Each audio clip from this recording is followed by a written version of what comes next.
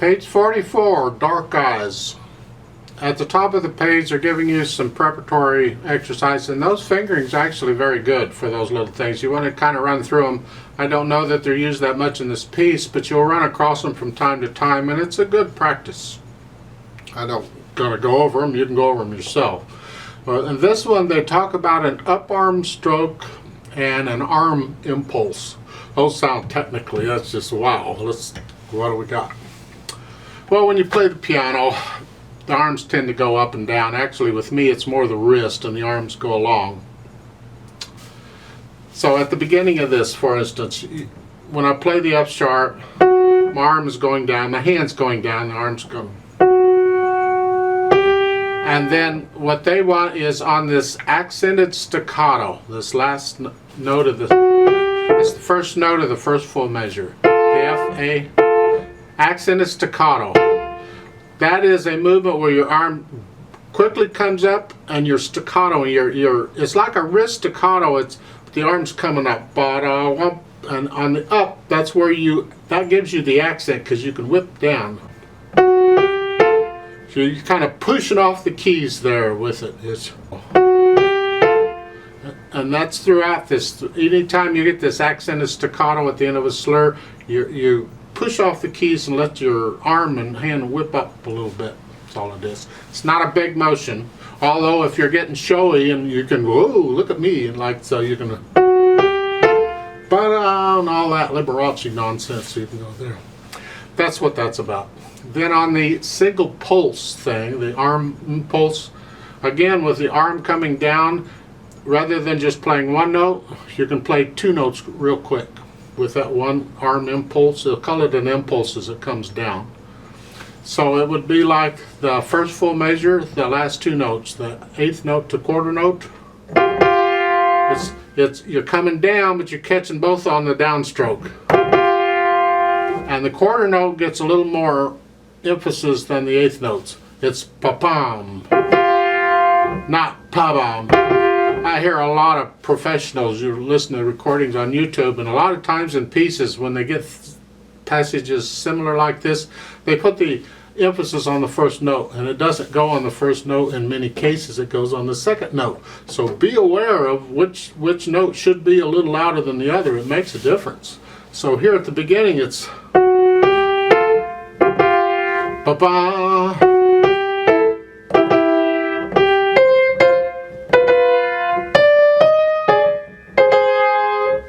Did I happen to mention this is 3 flats and the key is C minor? 3 flats. So, and that's really what they're talking about here. So follow their fingering in here. Your hands, again, you're going to move around. Learn this without pedal first, of course. Always learn a piece without pedal first, because you know what? You got enough to think about without the pedal. So on page 44 in the second line, the last two measures, you're here in the right hand, little finger, and then you can put your thumb on the A flat if you want. If you don't want to get the thumb up in there, you'll have to use second finger. Just reach down. It's doable if you need to. Left hand is kind of following along, but keep the left hand subdued. It's just supporting what's going on. At the beginning is staccato. And since your right hand is doing this, you can make the left hand go along for the ride. It's kind of nice. Boom, yay.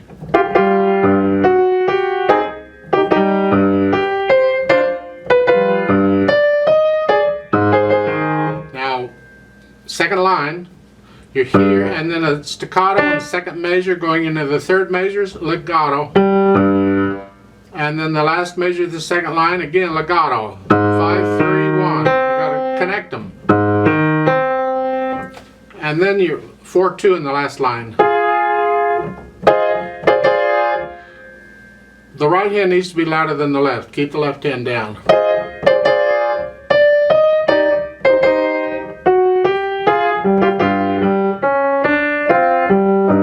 Then at the top of page 45, it's a little different. You're a little laid back, a little smoother. And then you go back into it.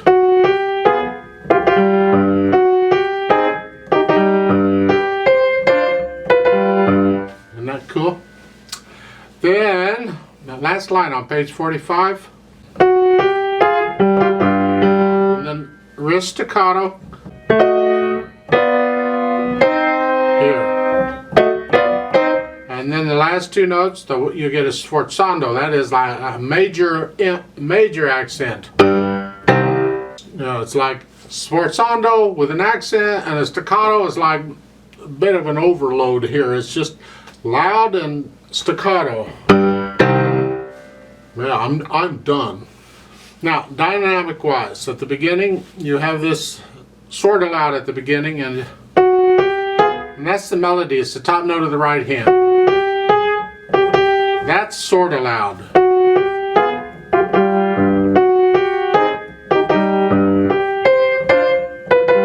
Then you have a crescendo in the second line. You're going to get up a little louder. Not a lot louder, just a little louder.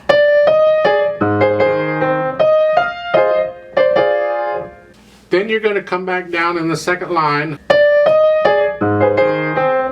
Back down to medium loud, I assume. You stay there, and then top page 45, you come down a little bit in the first measure. Come down to sort of a medium soft to almost soft. And then go ba-da-dum.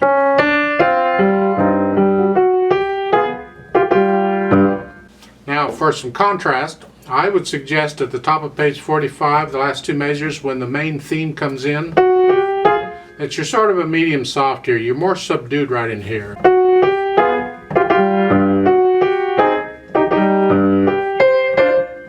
You can be getting you can get a little louder as you're going up the keyboard.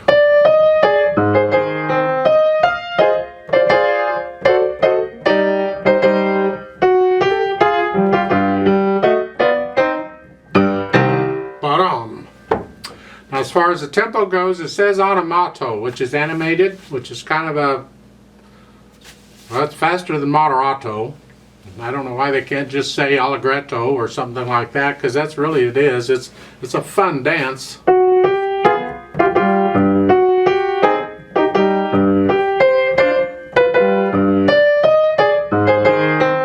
Etc. You get the idea, I hope. I'd like to play it with you. But I'm going to go really, really, really slow. I want to check the notes and the rhythms. You can play along with me if you'd like to. Now, we do have some pedal on here, and I'd like to talk about that because we have to be careful with pedal on here because of the phrasing and the accents. We don't want to mess that up. You could play the whole thing, as far as I'm concerned, without any pedal at all, but they put it in, so we'll talk about it. First line, when the pedal comes in, I'm going to push the notes down first and then the pedal. But each time with a staccato, I'm going to lift it with the staccato because I don't want to lose the staccato. So at the beginning,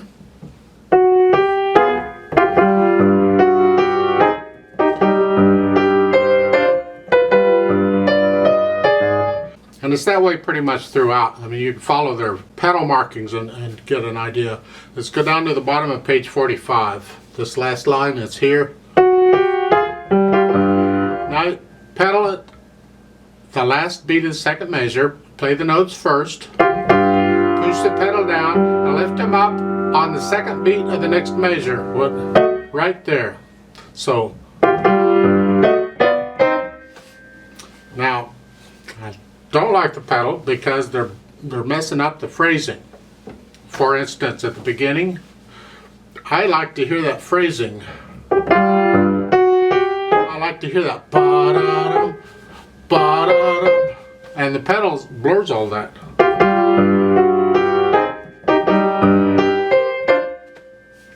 You experiment, and if you like it better with the phrasing, then leave the pedal out. You don't need the pedal. If you're going to pedal it, just pedal it for the two beats. When the left hand comes up, so does the pedal. At the beginning there.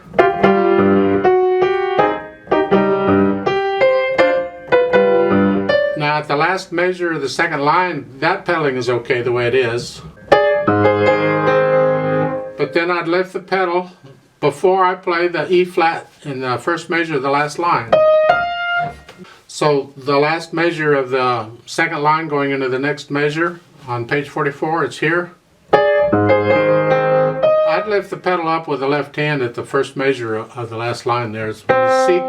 When you lift the C, lift the pedal up with it. So to do it again,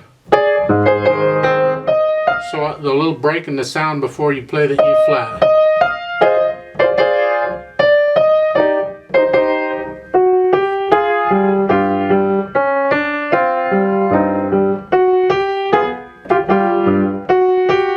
I like it better with the breaks in it. Maybe you feel that's too choppy. You don't like it that choppy. You can pedal it the way they're showing. It's fine. These pedaling suggestions or pedaling indications are suggestions. If you have a teacher there, their suggestion rules. It's whatever they say, whatever they want, that's how you pedal it. But when you're on your own, what sound do you like? How do you like it? Interpret it. That's what you're after. It has a 2-beat pickup. So I'm going to give 4 counts and then I'm going to play it. If you'd like to play along, go ahead. We're going to go really slow though. Right hand, left hand. Foot's on the pedal. 1, 2, 3, go. 1 and 2 and 3. 1, 2, 3. 1 and 2 and 3. 1 and 2 and 3.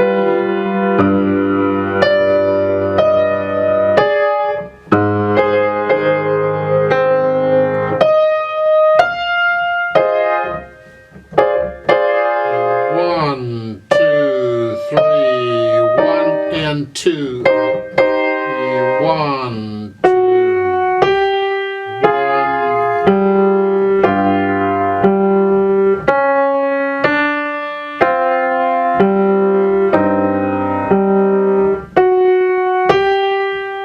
And 2 and 3 and 1 and 2, 3 and 1 and 2.